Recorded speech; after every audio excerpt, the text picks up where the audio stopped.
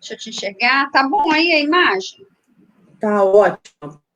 Que agora tá ao vivo, A tá? moça Pelo tá vindo, a moça? Facebook. A moça, ela falou que está chegando, então a gente vai começando, até porque a gente vai respeitar as pessoas que estão aqui, né, conosco, né? E aí a gente começa, ela falou, depois ela entra, porque ela não está conseguindo fazer a conexão dela via internet, onde ela está, porque A ela luz está muito... Como é que tá a luz? está um pouquinho forte, diminui um pouco. Não tá, só tá de cima. Peraí, só um segundinho. Tá. Vamos ver se a Agora gente foi. consegue melhorar um pouquinho. Melhorou, piorou? Diminui, Piorou, né? diminui, Vamos ver. diminui. Porque senão você vai cansar de me ver aí, né? Melhorou um Vai, pouquinho? aí, ótimo, agora sim que eu tô te Bom, vendo. Pronto, agora ela tem ótimo. até luz, né? Tá, vamos melhorando. Vão melhorando, então vamos lá. Nós aqui, eu estou aqui com uma grande amiga minha, a Gracimere, vou apresentar ela, enquanto a nossa outra querida amiga, que é a Inês, da Guarda Municipal, ela consegue entrar. Eu estou falando com a ex-chefe, não a chefe, posso considerar? Ex-chefe, fui, 2015, 2016. Então, tá bom. Ex-chefe da Polícia Civil no Espírito Santo, foi subsecretária estadual de Segurança Pública e subsecretária de Direitos Humanos, foi também da Ouvidoria e Segurança Pública e atualmente presidente estadual do PSC Mulher e pré-candidata da cidade de Serra. A majoritária. Isso. Boa noite, Tiago. Já tem gente entrando. Então, eu gostaria primeiro de começar com você. A nossa pauta é Guarda Municipal e o Sistema de Segurança Único do Brasil. E aí, todo mundo me pergunta: o que é isso? O que é esse Sistema Único de Segurança? O que ele faz? O que ele envolve em relação ao município? Por que ele é importante para o município? Porque todo mundo olha como segurança pública aquela coisa do Estado, do governo federal. E por que isso é importante para o município, Gracimere? Então, assim, para a gente falar do Sistema Único de Segurança Pública, a gente pensa assim, nos pilares que a administração pública tem como principal dever. A gente fala de educação, saúde e segurança, né?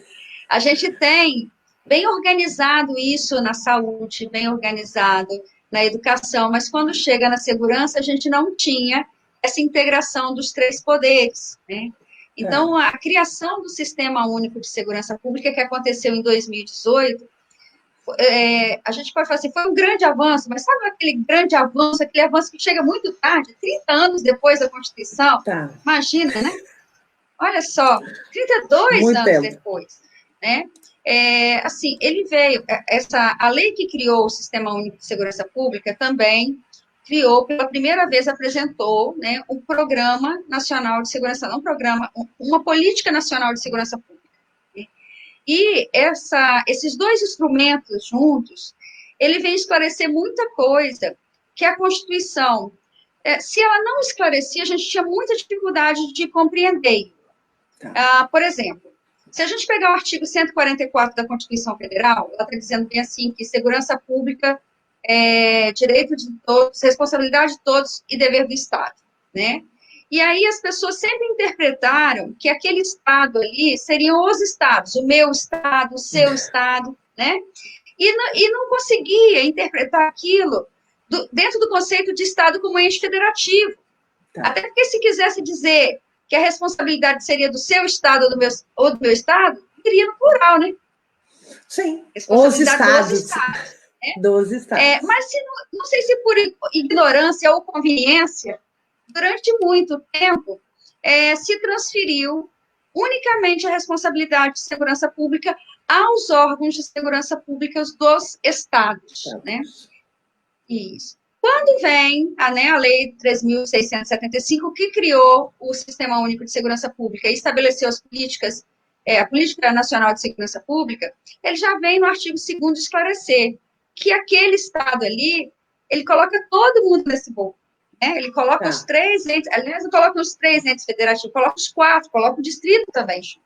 Né? E ainda coloca os outros. Isso. E os estados, e dentro dos poderes, todos os entes que ele trabalha. Então, ele traz para dentro desse diálogo o Ministério Público, a Defensoria Pública, o Poder Judiciário, como também órgãos responsáveis pela segurança pública, né? Então, a primeira coisa que essa lei faz é esclarecer o que parecia que não estava claro, né? Parecia que não estava claro. Então, a Guarda Municipal, ela entra nesse sistema único. Então, olha só que bacana. Essa legislação... Você falou estados, né? Essa legislação, ela esclarece ainda mais. Ela começa esclarecendo a responsabilidade da segurança, trazendo o município para essa responsabilidade também. Porque a gente sempre falou polícia, estado e federal. A gente não tem nada a ver com isso, né? Isso. Ninguém tinha nada a ver. Só os estados tinham. Nem o município, nem a União. Né? Não tinha ninguém.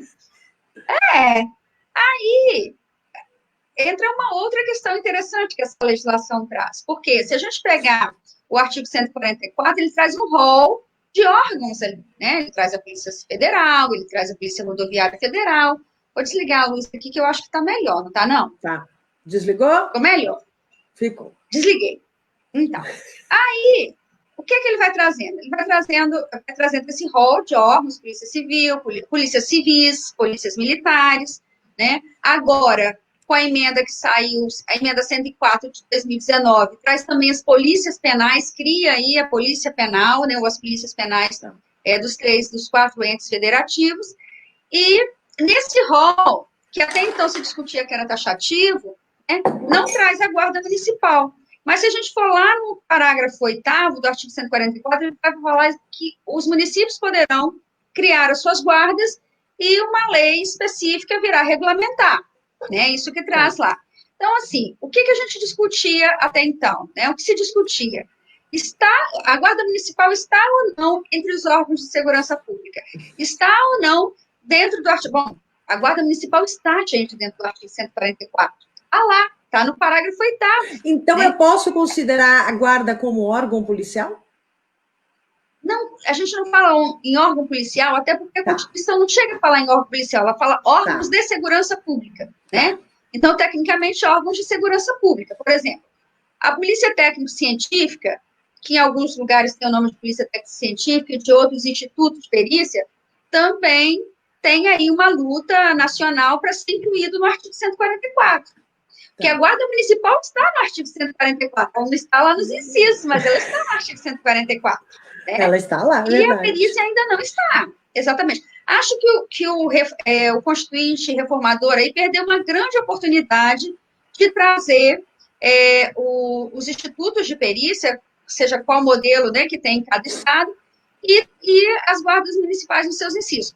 Mas, assim, a Guarda Municipal sempre esteve no artigo 144 desde a Constituição, foi criada, está lá no parágrafo 8º. Talvez, porque nem todos os municípios tinham e ainda não têm guarda municipal, muitos não têm, talvez o legislador não quisesse ou não entendesse naquele momento que seria conveniente colocar discriminado nos incisos. Mas, desde a Constituição de 88, as guardas municipais estão no artigo 144. Né? Então, de 2018, com essa nova lei, todos os municípios são obrigados a fazer o seu plano municipal. Esse plano municipal tem qual objetivo, doutora Gracimere? Qual a intenção disso para regulamentar? Poderia explicar melhor o porquê? Porque, assim, ter o plano é uma coisa, né? Regulamentar e implementar é outra, né? A gente tivemos demoramos a chegar nesse processo, e aí a gente teve alguns retrocessos, e a gente está com a expectativa aí de que melhore. Por que eu falo isso? Porque quando essa legislação veio, essa que criou o Sistema Único de Segurança Pública, ela trouxe lá dentro do Sistema Único de Segurança Pública, ela coloca quais são os órgãos estratégicos e traz os poderes nos níveis, e diz quais são os órgãos operacionais. E aí, textualmente, diz que a Guarda Municipal está lá. Né? E a gente tem dentro da própria legislação, ela coloca que os planos, a atuação será ordenada e integrada, cada um dentro de suas competências. Por que eu disse que a gente teve algum avanço, né? Embora tardiamente chegou? Porque nós tivemos criado o Ministério da Segurança, destacado lá do Ministério da Justiça, né? Em 2018 foi criado separadamente o Ministério da Segurança. O primeiro-ministro foi o Raul Jungmann, né? E aí, isso foi em fevereiro, aí vem a legislação em julho e toda uma estratégia para implementar o SUSP, né? O nosso Sistema Único de Segurança Pública. Bem organizado, as políticas são bem organizadas, então a gente tem uma legislação muito interessante. Bom, muda o governo, junta-se o Ministério novamente com o Ministério da Justiça, né? E aí se discutia pautas novas, enfim, outras legislações, e a gente não teve a implementação dessa legislação de 2018, que criou o Sistema Único de Segurança Pública. Agora, eu não sei se isso vai se efetivar ou não, criou-se uma nova expectativa, né? A gente está com a expectativa que se recrie um ministério específico da segurança pública. Desmembre isso, tá. Isso Desmembrar isso. Tem sido anunciado isso, e com isso dar andamento a essa legislação que é tão importante para a segurança pública. Exato. Como a segurança pública agora, né, sempre foi, mas agora é mais que não é responsabilidade de todos, né? Voltando à pergunta inicial para explicar esse contexto todo. Da guarda. Né? Isso. O governo federal tem que estabelecer as suas políticas públicas de segurança dentro dessa programática nacional de envolvimento dos entes federativos, lembrar que nós somos entes autônomos, então a União não manda nos estados, os estados não mandam nos municípios, e essa é uma cultura que a gente tem que quebrar mesmo, nós somos uma federação, a gente tem que respeitar as autonomias, né? Ver assim, a União, até onde ela pode legislar, sem infringir a competência dos municípios. Então, a União, em um estado, pode impor ao município o plano de segurança, né? Cada um tem um chefe do executivo. Então, quem é que é responsável pelo seu plano de segurança municipal? É o ente federativo municipal. Né? E aí, por exemplo, o Estado tem que ter um plano que seja mais amplo, que contemple, inclusive, essas diferentes territorialidades que são os municípios, né? Essa criminalidade que ultrapassa a circunscrição de um município para outro, e a União da mesma forma, né? A União tem outros desafios. Crime que envolve vários estados, crime que envolve, né, a questão internacional, né? E também de ser uma grande articuladora e não coordenadora, né? Uma grande articuladora, pode até coordenar, por convênio, né? Quando um fala assim, olha, eu transfiro, nossos pactos são esses. Então, falando desse convênio, falando disso que a gente está falando agora, dos municípios, a gente está falando da guarda, porque ela é municipal, né? Ela é uma responsabilidade do executivo. Todo mundo fala, e você conhece melhor do que eu, a falta de estrutura das guardas municipais. É uma grande demanda desse público, desses servidores que falam da falta de valorização deles. E aí, por isso que eu te perguntei do plano municipal, se ele viria dando essa valorização, melhorando esse plano de cargos e salários, até para eles poderem fazer parte desse sistema único de segurança. O que você está vendo nesse movimento de fortalecimento dessa categoria, que a gente vem vendo que ela demanda muito isso? A Guarda Municipal, ela saiu na frente de todos os órgãos de segurança pública antigamente reconhecidos. Por quê? Se no artigo 7º diz que haveria uma lei que regulamentaria esses órgãos instituídos pelos incisos ali elencados, onde a guarda não estava, né? O artigo 8º diz que uma lei vem disciplinar a instituição Guarda Municipal. Essa lei da Guarda Municipal chega em 2014. Até hoje a gente não tem uma lei orgânica das polícias. Olha só que interessante. Então, interessante. Olha aí, ó. Né? Aí, quando chega essa lei de 2018 que criou o SUSP, ela diz que vem regulamentar o artigo 7º. Na verdade, ela não regulamenta esse artigo 7º, porque ela não institui, né, a lei orgânica das polícias como tem a lei orgânica da Guarda, o Estatuto da Guarda. Mas ela dá uma diretriz geral de segurança pública.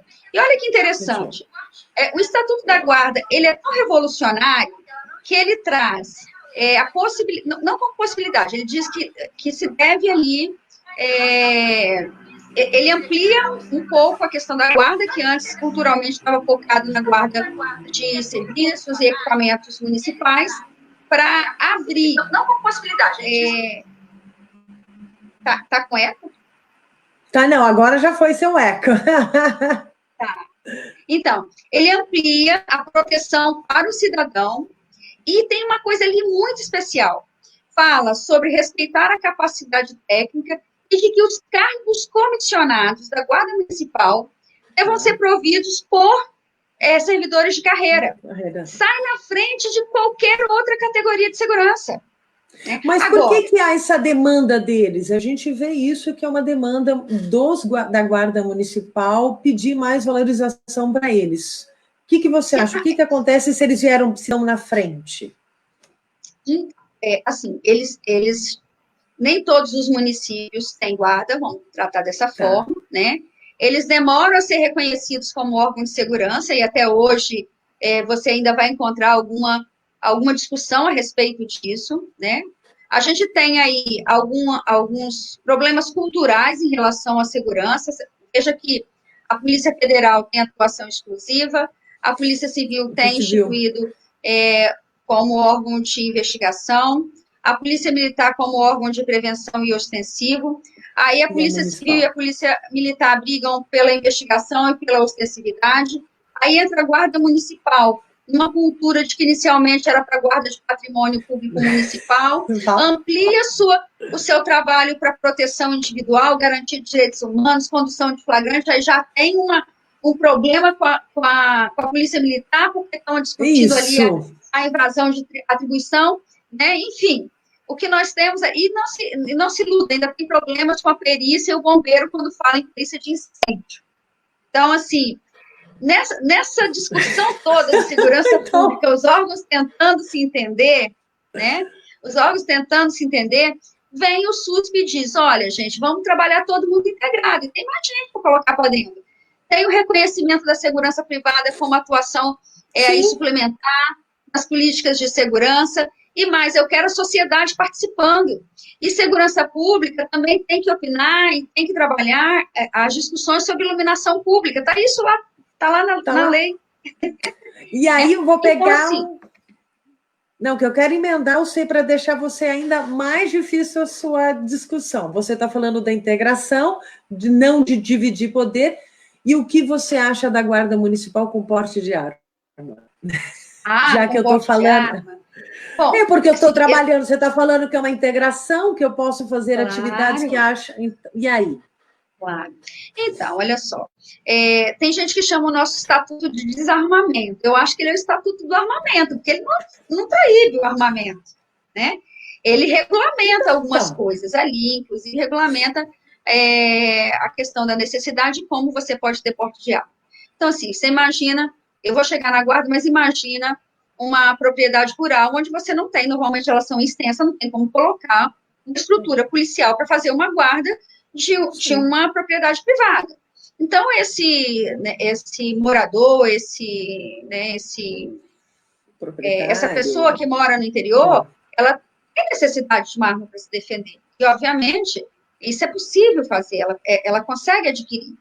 Talvez ela tenha dificuldade, para demonstrar a necessidade de deslocamento, que é o porte, não a posse dentro de casa. A questão do guarda municipal ou da guarda municipal. O que nós temos? Nós temos, efetivamente, um corpo que enfrenta a criminalidade local. É isso. E como você vai enfrentar a criminalidade local? É necessária a arma? Nem sempre. Nem sempre o policial, mesmo que não seja guarda, vai usar a arma, né? Como policial que sou, a arma nunca me agrediu, né? A gente recebe informação para isso e acaba que ela acaba se tornando uma parte do nosso uniforme. Talvez agrida visualmente a população que não está acostumada a ver as pessoas circulando com a arma no seu corpo, né? Mas se você tem uma guarda bem treinada, bem capacitada, né? E que dialoga bem com a população, aquela arma ela não agride os olhos do cidadão. O cidadão quando você tem uma guarda bem treinada, o cidadão tem confiança naquela guarda. Sabe que ela vai usar, se necessário, usar a arma para algum enfrentamento que se fizer necessário. Então, muitas vezes, a Guarda Municipal, ela tem que enfrentar situações de crescentes de violência, né? Que a gente fala aí vai ter que organizar o uso moderado da força. Né? Então, assim, eu não sou contra o armamento. O que a gente tem, e aí tem uma outra discussão, porque a legislação diz que de municípios até 50 a 500 mil habitantes, a Guarda Municipal pode usar a arma em serviço. Sim. Então, não pode usar fora do serviço. E acima de 500 mil habitantes, pode usar fora do serviço. E coloca que pode se deslocar, tem porte, pode se deslocar. Só nós temos muitos guardas municipais que moram em outro município. Então, como é que ela vai fazer o deslocamento dele para casa? Né? Porque também tem os limites da circunscrição.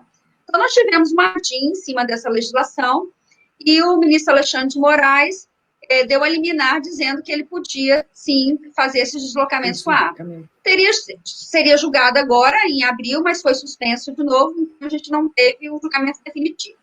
Pessoalmente, eu não vejo problemas, pelo contrário, nós estamos falando de um corpo que enfrenta a criminalidade e quando ela termina a jornada de trabalho dela, que ela vai para casa, ela fica mais exposta ainda, né? Porque quando você está enfrentando a criminalidade com o seu corpo, você tem outras pessoas de apoio, com treinamento junto, né? Para um cobrir o outro, tem técnicas de segurança para isso. E quando você vai para casa, você não deixa esse seu enfrentamento ali no serviço e vai para casa. Então, eu não vejo nenhum problema em ter a guarda armada, assim como não há problema em ter a polícia armada. O que nós precisamos é investir em capacitação. Quando e como usar. E também um diálogo claro com a população para que ela sinta confiança no seu agente de segurança. Vou colocar mais pimenta nessa história, até porque você sabe que tem muitos municípios que têm guarda municipal há muitos anos. Tem funcionários há muitos anos, e você está falando de uma nova mudança, que a gente está falando disso do Sistema Único, de uma legislação de 2018. Como é que eu consigo ligar essa turma que veio de uma guarda municipal, vamos falar da década de 80 ou 90, para esse novo momento? Você acredita que dá para fazer essa interação? Claro. Bom, primeiro, eu acho que em todas as instituições, nós precisamos virar uma chave. E essa chave é muito importante para que a gente tenha a efetividade de todas as políticas públicas, né? E essa chave está ligada à transparência e participação social. Ótimo. Né? E ali no Sistema Único de Segurança Pública, ele fala, ele privilegia a transparência e a participação social. E tem gente que acha que a participação social em segurança pública é ligar para o 190, ligar para o disco de denúncia, não é nada disso. Então, o que é participação popular em segurança pública? Porque no SUS, que a gente está falando do Sistema Único, todo mundo do SUS, todo mundo conhece, quer brigar pelos seus direitos. E na segurança, o que é isso? Então, é essa chave. Quando a gente fala no SUS, a gente está falando que tem conselhos nos diversos níveis que vão estar discutindo a política macro da implementação, do acompanhamento e da fiscalização do investimento público feito naquela política e no estabelecimento de prioridades, né? Então, é essa chave que a gente tem que ligar. A participação do cidadão normalmente se faz através das representações, de conselhos, vamos discutir as nossas prioridades, porque a gente sabe que as demandas em todos os sistemas são imensas. Na saúde na educação na segurança pública também. Então, vamos estabelecer as nossas prioridades, vamos estabelecer a métrica que a gente precisa acompanhar, porque você não acompanha sem métrica, né? Então, vamos acompanhar o desenvolvimento dessa métrica, vamos avaliar se isso está dando certo, se essas estratégias, né, para se alcançar o que foi estabelecido está certo. E, por fim, a gente tem que fazer uma coisa que é muito interessante. Assim, esse investimento, porque segurança pública é caro. Caro. Né? É caro. E você sabe que os municípios não colocam orçamento lá, porque acham que a segurança é prioridade do Estado, como a gente está falando. Por causa daquele modelo do 144. Isso. Isso. Né? Então, assim, a gente está falando de participação social. A sociedade precisa olhar e falar bem assim, quanto você investiu? E quanto da prioridade retornou com estratégias que deram certo? Eu preciso fiscalizar o investimento que foi feito, esse dinheiro público que foi colocado nessa política pública, né?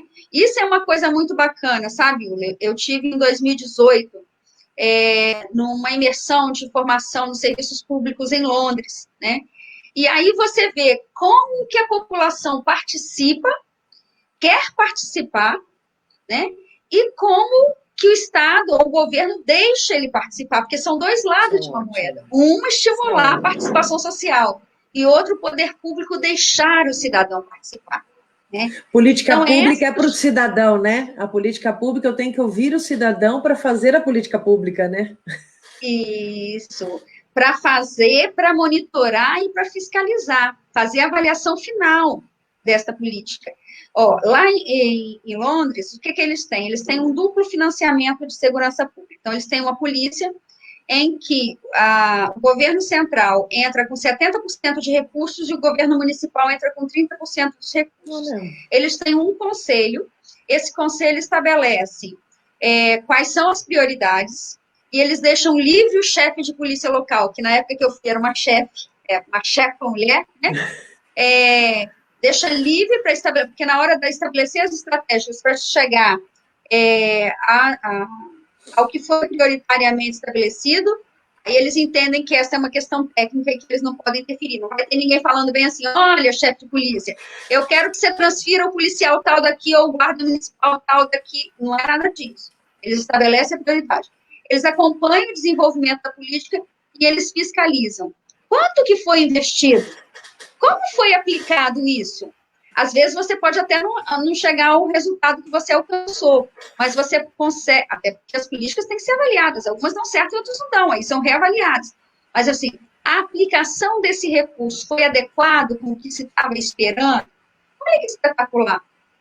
Né? O Luca Delas Testa, tem aqui o pessoal dos comentários, o Luca Della Testa está falando assim, participei de reuniões dos Conselhos Comunitários de Segurança Pública de São Paulo, uma baita política pública efetiva que colaborou muito para a redução da criminalidade no estado de São Paulo. Aí, ó, como você falou, a sociedade discutindo isso, né?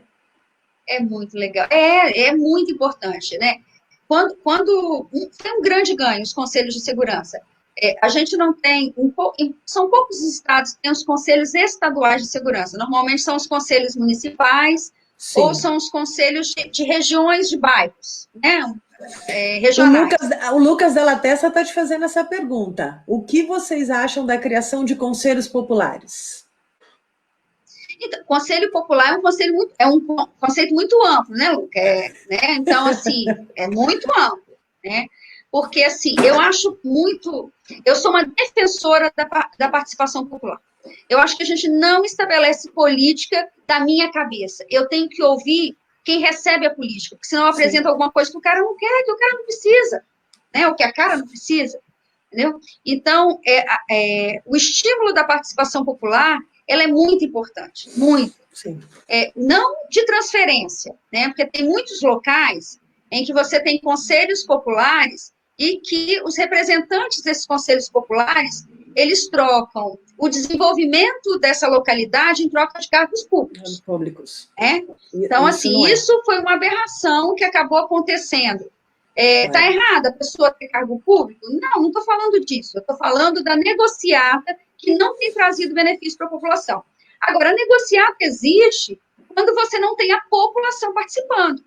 Então, a pessoa está ali, não está representando a vontade popular, porque o cidadão não está participando da vida política de sua cidade. Então, para que a gente tenha, para que nós tenhamos conselhos populares efetivos, nós precisamos de cidadãos e cidadãs que exerçam a sua cidadania, que façam política, gente. Política, discutindo a política da cidade, discutindo a política do seu bairro, né? Porque se a gente não discute isso, nós vamos no barco, né? De quem vai discutir pela gente. E a política a gente faz isso, né? A política, assim, as pessoas falam, não quero participar de política. Não é política como a gente fala, política de decisão de mudar o seu bairro. Só de você trabalhar isso, sentar com a região e melhorar isso no argumento, na respeito às diferenças, às diversidades, você está fazendo uma mobilização, né, Gracimere? Sim, exatamente. Então, assim, para finalizar lá a resposta do Lucas, ele falou isso de bairros. Eu sou uma fã da representação popular, Eu também Entendeu? sou. Eu acho que a gente só vai avançar quando tiver efetiva representação popular. Então, efetiva representação popular significa que, apesar de eu ter o meu representante, cada um de nós, nos nossos bairros, nos nossos municípios, no Estado, precisa participar efetivamente das discussões políticas da nossa localidade. Mas por que a população não anda participando, Gracimere? Por que ela está tão afastada desse movimento? Ou você acha que estamos voltando a isso, a fazer parte da discussão da nossa cidade? O que está acontecendo que a população está desanimada? O que foi? Então, se a gente for pegar, assim, alguns anos atrás, década de 80, quando nós éramos adolescentes, não é isso? Nós éramos adolescentes, estávamos lá, naquela época não era nem ensino médio, era segundo grau, né? Segundo grau, ginásio. Não é isso? Olha, a gente estava saindo na década de 80 de um regime ditatorial. Você lembra disso? E assim, e para que a gente não polarize a discussão, é bom a gente saber, né, ou lembrar que o Brasil teve ditadura militar, mas teve ditadura civil também. Né? Porque as pessoas acham que, né, só tivemos ditadura militar. Não, mas naquela década de 80, a gente estava saindo de uma ditadura. E aí, o desejo dos jovens de discutir política era muito intenso. E porque a gente passou muito tempo sem poder discutir política, aí a gente começa, né, tímidos ainda, começar a discutir as organizações sociais, movimento pela segurança que não tinha na porta da escola, recriação de grêmios, abertura de grêmios estudantis, porque não podia ter associação de estudantes. Verdade, é isso? Então, a gente começa a discutir. E aí, nós da geração de 80, fomos envelhecendo, né? E viramos uma geração super protetora. Né? Viramos uma geração super... Nosso filho não pode ir ali, né? Dentro das igrejas, por exemplo, católica, tinha as uniões de jovens cristãos. Naquela época, eles se organizavam dentro da juventude católica, se organizava, e a liderança do grupo deles era jovem. E a gente vem para um modelo onde eles precisam de tio, eles precisam de um curador. O grupo de jovens tem que ter um tio para cuidar deles, como se eles não tivessem capacidade mental para discutir e para se organizar. Olha como é que a gente foi virando, né? Ou criando uma geração em que a gente diz para os nossos jovens o tempo todo que eles não têm capacidade de discutir política, de discutir o social.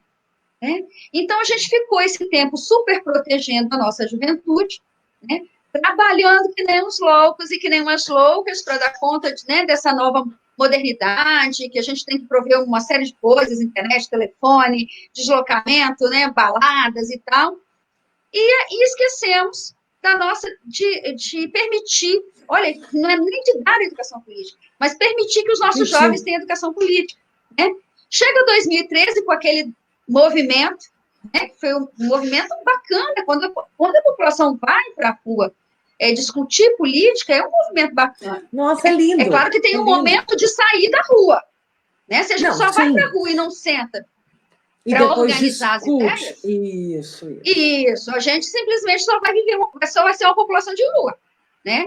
Então, esse movimento está acontecendo. Você vê que agora voltou. Agora a gente está vendo que a gente já está vendo a população. Eu acho que a internet está ajudando e as pessoas estão se informando mais. A gente já está vendo que a juventude está cobrando mais os seus direitos. Isso eu estou ficando muito feliz do jovem cobrar isso deles. Muito. Começando a discutir. Tem movimentos jovens para discutir política. Tem o Livres, né? Que tem lá a bandeira que defende. Né? Então, você olha para os lados, assim, as juventudes começam, do mesmo jeito que os partidos começam a se reorganizar na questão das mulheres, né? Trazerem lá o recorte, as executivas, a coordenadoria de mulheres dentro do partido, para fortalecer a participação da mulher na política, também a juventude começa a chegar nos partidos, voltando a criar protagonismo. Isso é muito especial, gente. A gente precisa disso. E aí, alinhando tudo isso à nossa segurança pública, né? Alinhando tudo isso à nossa segurança pública, a gente está falando que é preciso o cidadão e a cidadã, cada um de nós precisamos exercer a nossa participação social, individualmente, coletivamente, e nós não podemos nos furtar da nossa responsabilidade em discutir política eleger nossos representantes em todas as esferas, inclusive naquela representação popular que foi falada aqui. Sim, porque essas sim. pessoas que nos representam pautam as nossas vidas, né? Inclusive na segurança pública. E tudo. Pegando esse gancho, aí a gente vai falar uma pauta, tá, que está bastante recorrente agora, somente no isolamento e agora no distanciamento social, que você está vendo, nós estamos vendo a violência doméstica contra as mulheres. E a gente teve um aumento em torno de 39%. Voltando à nossa guarda, porque a gente está no município, como você falou, a vida acontece no município. As pessoas têm que entender, acontece aqui, a gente tem que resolver aqui. Lógico que, como você falou, precisamos do Estado, do federal, mas a nossa vida é aqui, é nossos bairros, é na nossa terra, como a gente fala, trabalhar mais esse senso de pertencimento. Em relação à violência contra a mulher, qual poderia ser o papel da Guarda Municipal para diminuir esses dados, essa incidência que está aumentando ainda mais, que nos preocupa? Porque a gente sabe que a distanciamento, isolamento, a gente vai demorar um pouco mais, né, Gracimere? E aí, como é que a gente faz isso? Como é que a gente pode trabalhar essa sociedade aqui no nosso município? A gente pode trabalhar de várias formas, né?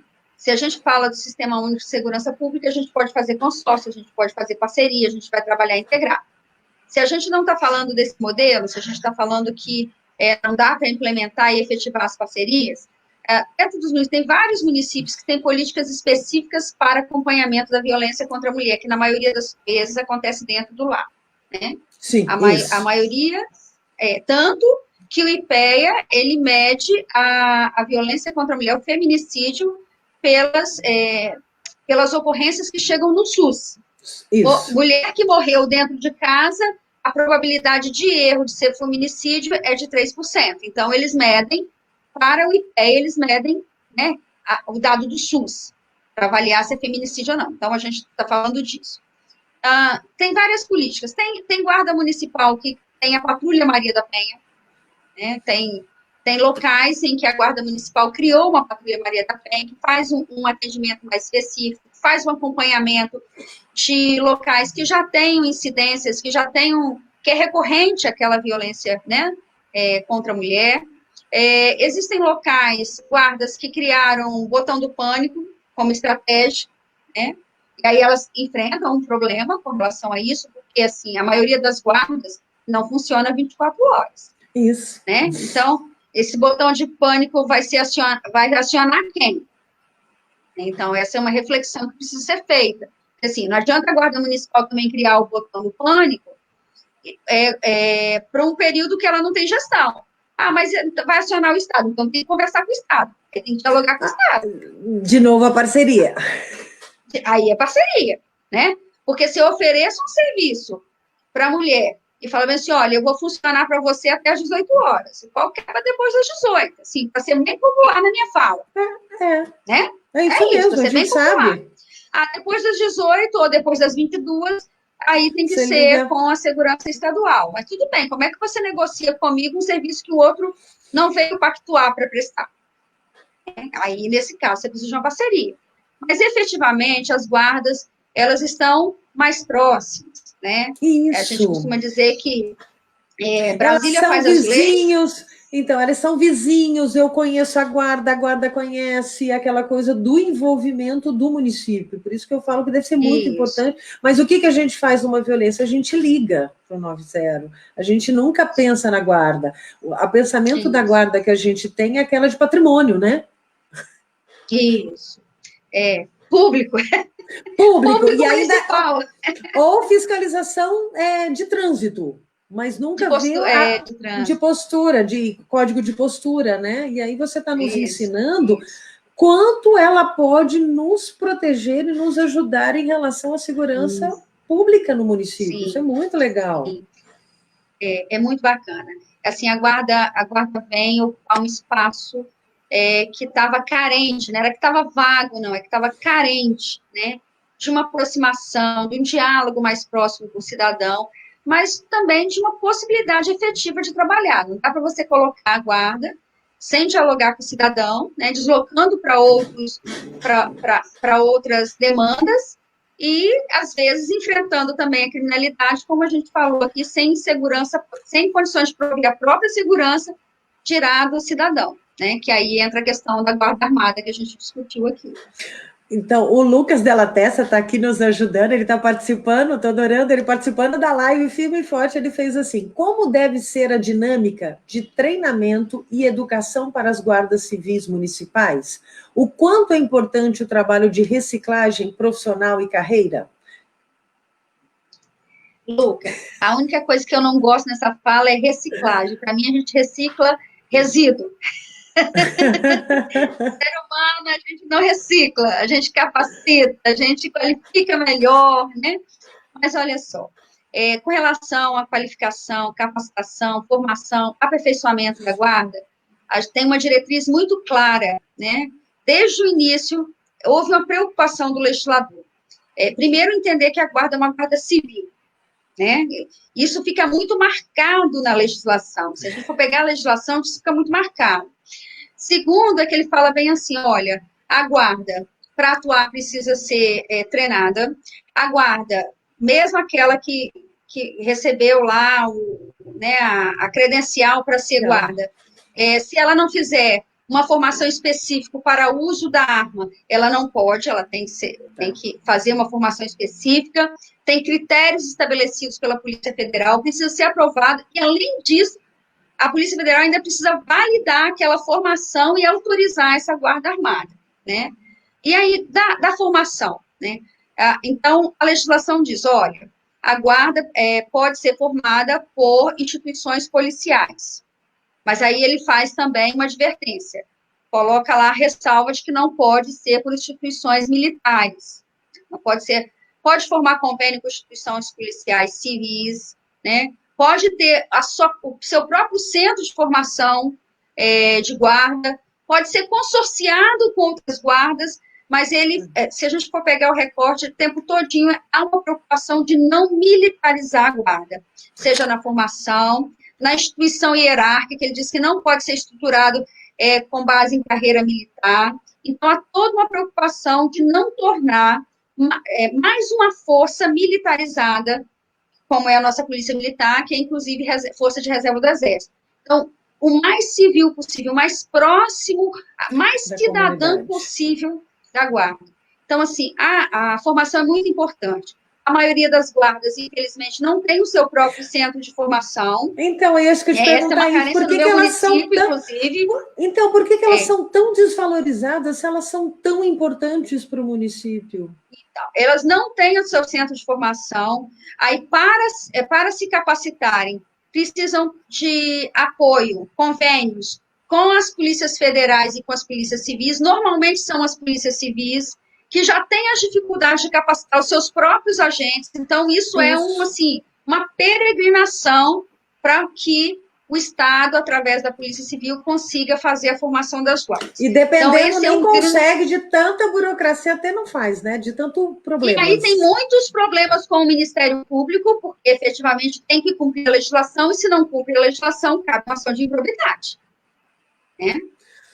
Tem isso tudo, exatamente. Agora, ter centros de formações próprios ou consorciados é muito importante para a guarda. Acho que ela tem uma legislação muito rica, saiu na frente de qualquer órgão de segurança, né? E aí é a gente implementar o que está ali. Muitas guardas ainda lutam para que seja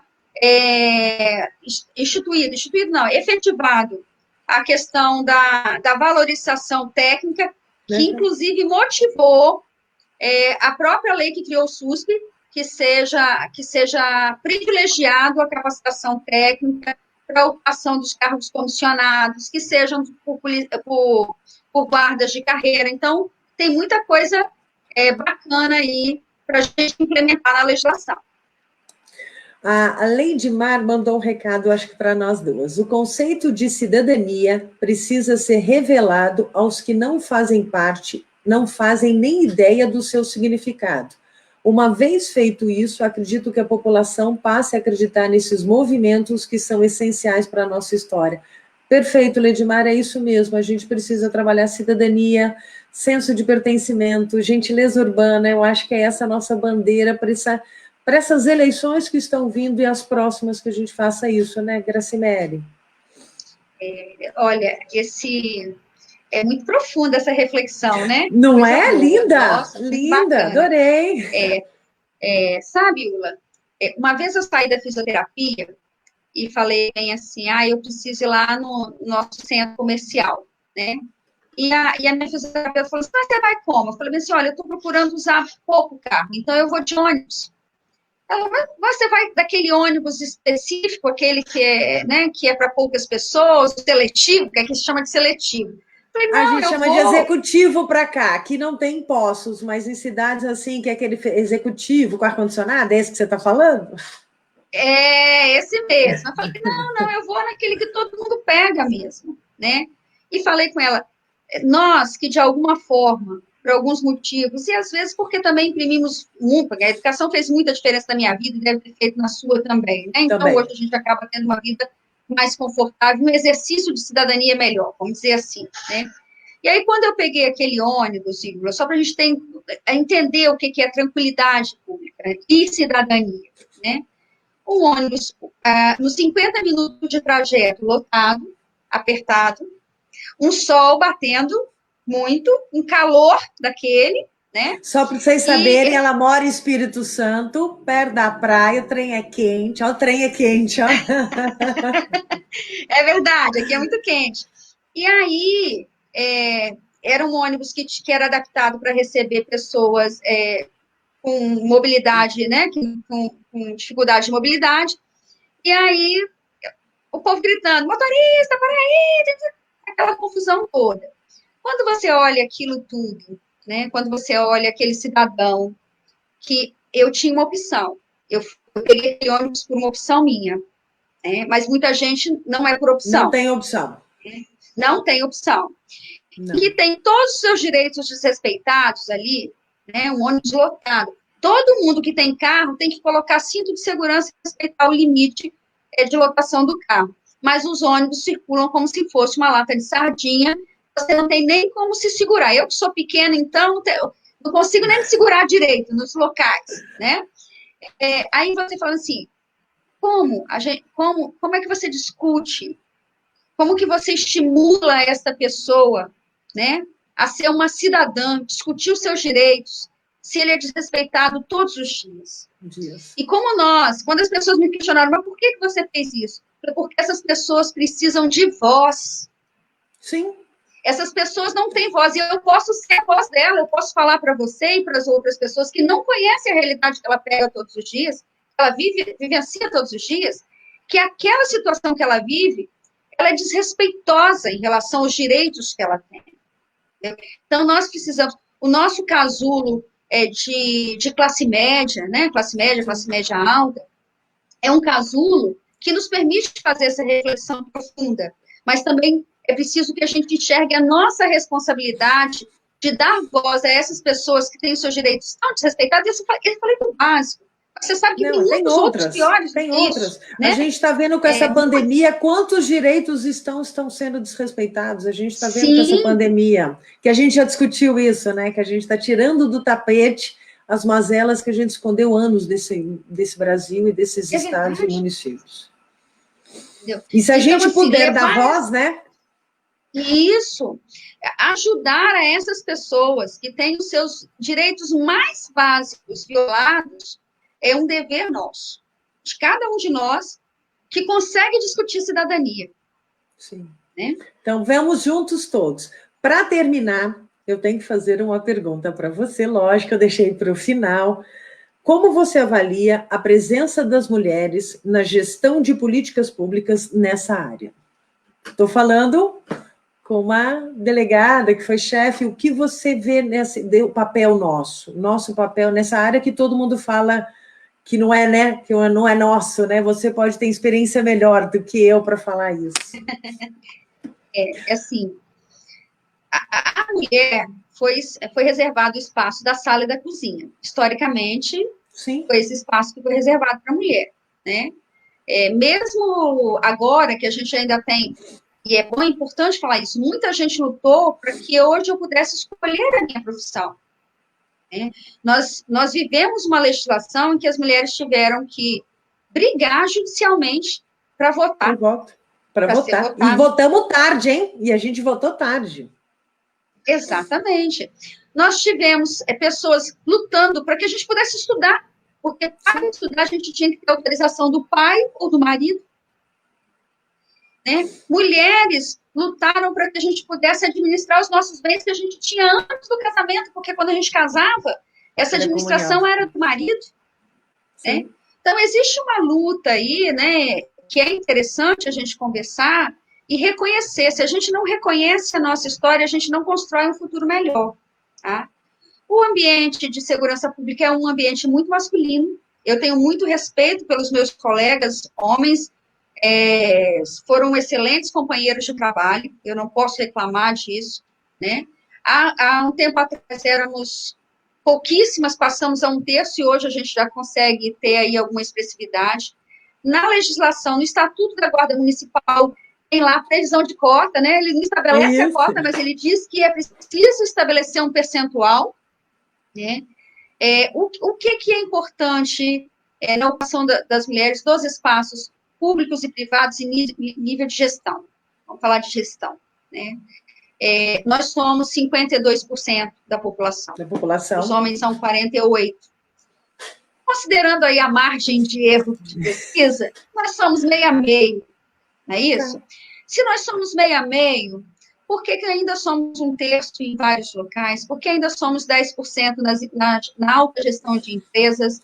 Por que nós somos 11% na política? O que está acontecendo? Será que nós somos incapazes? Não, nós não somos incapazes. Né? Se a gente for, por exemplo, pesquisar como é que está a formação dos prefeitos e das prefeitas, nós vamos ver que 75% das prefeitas têm nível superior e apenas 35% aí de homens têm nível superior. Não é isso? Então não é por falta de competência. Agora, quando a mulher vem, não disputando espaço com os homens, mas somando, é isso que eu acho que a gente tem que entender, se nós somos 50%, em tese a gente deveria estar com 50%, porque nós chegamos no mercado, qualquer que seja esse mercado, esse recorte, essa fatia de política e de gestão, a gente deveria estar chegando junto. Né? E por que chegar junto? Porque é muito importante a visão e a estrutura masculina. Há uma representação que talvez nós não consigamos fazer, né? Porque os homens têm necessidades próprias, né? Eu posso até repercutir as dores dele, mas sentir as dores, eles podem contribuir com a sua colaboração, com a sua vivência, mas nós também, né? Nós precisamos ser ouvidas e nós temos muito para colaborar, considerando as nossas próprias naturezas. Só para você ter uma ideia, Iula, assim, eu gosto de lembrar desse exemplo, porque, para mim, isso foi muito chocante. Nós tivemos a primeira mulher advogada em 1889, mas a mulher advogada só pôde ter filho em 2015. Em 2015, que foi publicada uma lei que dizia que a mulher advogada grávida tinha o direito de pedir o adiamento do julgamento.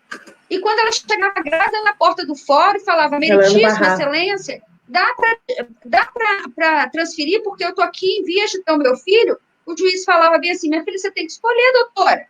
Tem que escolher, ou você é advogada ou você vai ser mãe. Entendeu? E assim, nós estamos falando disso.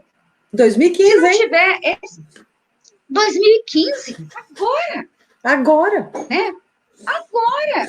Então, se a gente não tiver representação feminina nesses espaços de gestão e de poder, essas necessidades, que muitas vezes nós nem olhávamos, né? Eu, que não sou advogada, não prestava atenção nessa que era uma dificuldade das advogadas. Sim. Imagine um homem que não vivencia isso, né?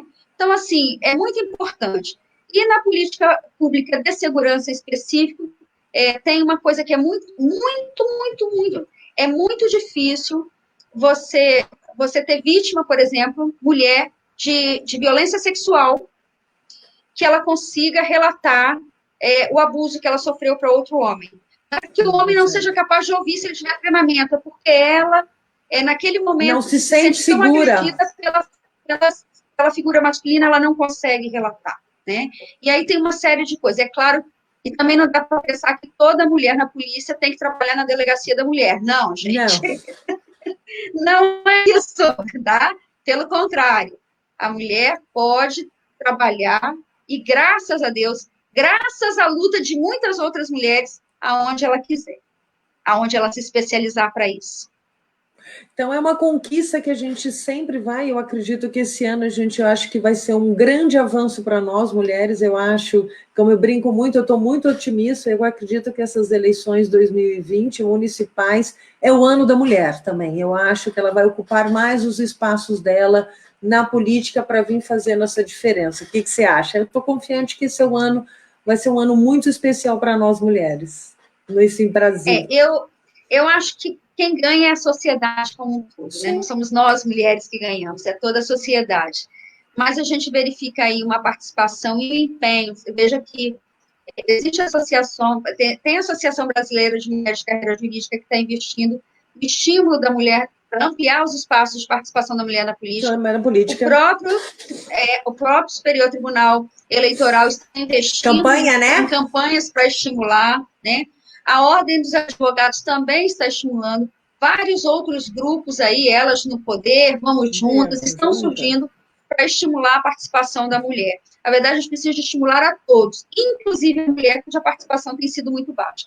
Eu espero que nós, mulheres, consigamos aí vencer todos os desafios, né, que a gente tem por ser mulher, por causa dessa estrutura mesmo cultural que a gente vivencia ao longo desses anos todos, mas que a gente consiga ter energia para vencer esses desafios, né, e aí fazer melhor pelas nossas cidades, pelo nosso Brasil, pelo nosso Estado, levar melhor qualidade de vida ao cidadão, que também é para isso que existe a política.